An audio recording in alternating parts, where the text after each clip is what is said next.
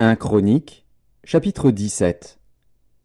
Lorsque David fut établi dans sa maison, il dit à Nathan le prophète, « Voici, j'habite dans une maison de cèdre, et l'arche de l'alliance de l'Éternel est sous une tente. » Nathan répondit à David, « Fais tout ce que tu as dans le cœur, car Dieu est avec toi. » La nuit suivante, la parole de Dieu fut adressée à Nathan. « Va dire à mon serviteur David, ainsi parle l'Éternel. Ce ne sera pas toi qui me bâtiras une maison pour que j'en fasse ma demeure. Car je n'ai point habité dans une maison depuis le jour où j'ai fait monter Israël jusqu'à ce jour. Mais j'ai été de tente en tente et de demeure en demeure.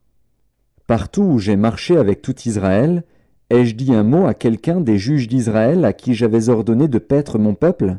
Ai-je dit, pourquoi ne me bâtissez-vous pas une maison de cèdre? Maintenant tu diras à mon serviteur David, ainsi parle l'Éternel des armées. Je t'ai pris au pâturage, derrière les brebis, pour que tu fusses chef de mon peuple d'Israël. J'ai été avec toi partout où tu as marché, j'ai exterminé tous tes ennemis devant toi, et j'ai rendu ton nom semblable au nom des grands qui sont sur la terre. J'ai donné une demeure à mon peuple d'Israël, et je l'ai planté pour qu'il y soit fixé et ne soit plus agité, pour que les méchants ne le détruisent plus comme auparavant et comme à l'époque où j'avais établi des juges sur mon peuple d'Israël. J'ai humilié tous tes ennemis. Et je t'annonce que l'Éternel te bâtira une maison. Quand tes jours seront accomplis et que tu iras auprès de tes pères, j'élèverai ta postérité après toi, l'un de tes fils, et j'affermirai son règne. Ce sera lui qui me bâtira une maison, et j'affermirai pour toujours son trône. Je serai pour lui un père, et il sera pour moi un fils. Et je ne lui retirerai point ma grâce, comme je l'ai retirée à celui qui t'a précédé.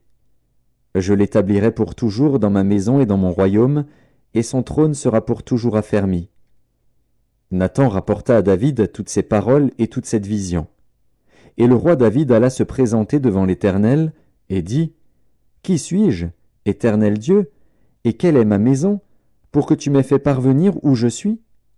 C'est peu de choses à tes yeux, ô Dieu. Tu parles de la maison de ton serviteur pour les temps à venir, et tu daignes porter les regards sur moi à la manière des hommes, toi qui es élevé, Éternel Dieu. Que pourrait te dire encore David sur la gloire accordée à ton serviteur? Tu connais ton serviteur. Ô Éternel, c'est à cause de ton serviteur, et selon ton cœur, que tu as fait toutes ces grandes choses pour les lui révéler. Ô Éternel, nul n'est semblable à toi et il n'y a point d'autre Dieu que toi, d'après tout ce que nous avons entendu de nos oreilles. Est-il sur la terre une seule nation qui soit comme ton peuple d'Israël, que Dieu est venu racheter pour en former son peuple, pour te faire un nom et pour accomplir des miracles et des prodiges, en chassant des nations devant ton peuple que tu as racheté d'Égypte? Tu as établi ton peuple d'Israël, pour qu'il fût ton peuple à toujours. Et toi, Éternel, tu es devenu son Dieu. Maintenant, ô Éternel, que la parole que tu as prononcée sur ton serviteur et sur sa maison subsiste éternellement et agis selon ta parole.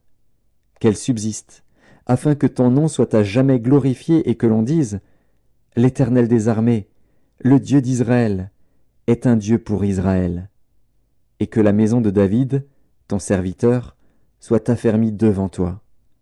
Car toi-même, ô mon Dieu, tu as révélé à ton serviteur que tu lui bâtirais une maison. C'est pourquoi ton serviteur a osé prier devant toi. Maintenant, ô Éternel, tu es Dieu, et tu as annoncé cette grâce à ton serviteur. Veuille donc bénir la maison de ton serviteur, afin qu'elle subsiste à toujours devant toi.